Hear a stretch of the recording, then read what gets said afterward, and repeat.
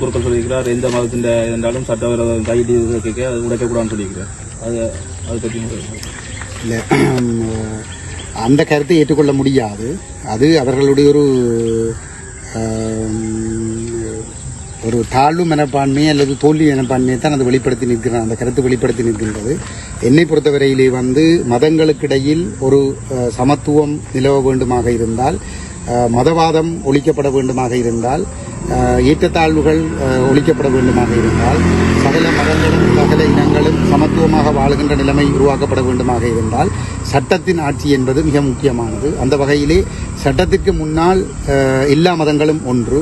அந்த வகையில் சட்டவிரோதமாக கட்டப்பட்ட அது விகாரை கட்டிடமாக இருக்கலாம், இந்து கோயில் கட்டிடமாக இருக்கலாம், அல்லது கிறிஸ்தவ ஆலய கட்டிடமாக இருக்கலாம். எதுவாக இருந்தாலும் அது சட்டவிரோதமாக இருந்தால் சட்டவிரோதம் தான். அது அகற்றப்படும். அது ஒரு இனத்துக்கு ஒரு அச்சுறுத்தலை ஏற்படுத்துகிறது என்று சொல்லி சொன்னால் அந்த அச்சுறுத்தல் அகற்றப்பட்டு இனங்களுக்கு இடையிலே புரிந்துணர்வு ஏற்படுத்துவதற்கான நடவடிக்கைகள் மேற்கொள்ளப்பட வேண்டும்.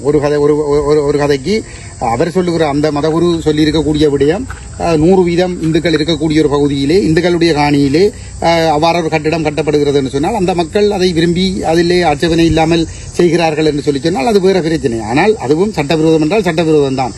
ஆனால் இங்கே தமிழர்களுடைய பூர்வீக காணியை சட்டவிரோதமாக ஆக்கிரமித்து அங்கே ஒரு பௌத்த விகாரியை கட்டிக்கொண்டு சுற்றி இருக்கிற பிரதேசங்களையும் ஆக்கிரமிப்பதற்கு அவர்கள் இதை ஒரு வாய்ப்பாக பயன்படுத்தி ஒரு ஆக்கிரமிப்பு முயற்சியை மேற்கொள்ளுகின்ற பொழுது இது இனங்களுக்கு இடையிலே மேலும் பகையை ஏற்படுத்துகின்ற ஒரு செயல்பாடாக இருக்கிறது. ஆகவே அதை ஒரு பொழுதும் அனுமதிக்க முடியாது.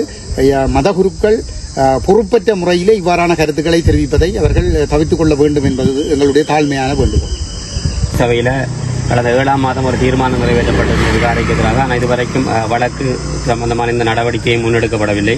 உங்களுடைய கட்சி சார்ந்தும் அங்கு உறுப்பினர்கள் இருக்கின்றார்கள். இது முன்னேற்றம் நடந்திருக்கின்றன.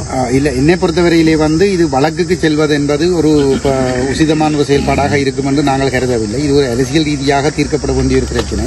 ஆனால் இங்கே துரதிருஷ்டவசமான உண்மை என்னவென்று சொல்லி சொன்னால், வலிவடக்கு தவிசாளர் இந்த விகாரைக்கு எதிரானவர் போன்று சபையிலே தீர்மானங்களை எடுக்கின்றார். ஆனால் இந்த ஆக்கிரமிப்பு இந்த வலிவடக்கு பிரச்சனைக்கு தீர்வு காணாமலே இங்கே வருகிற ஜனாதிபதிக்கு செங்கம்பளம் விரிவித்து வரவேற்பதாக மயிலிட்டியிலே அவர்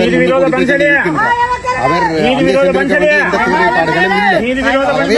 சூரியனுடைய தமிழக கட்சியுடைய இரட்டை தான் இந்த பிரச்சனை தீர்க்கப்படாமல் இருப்பதற்கு காரணம்.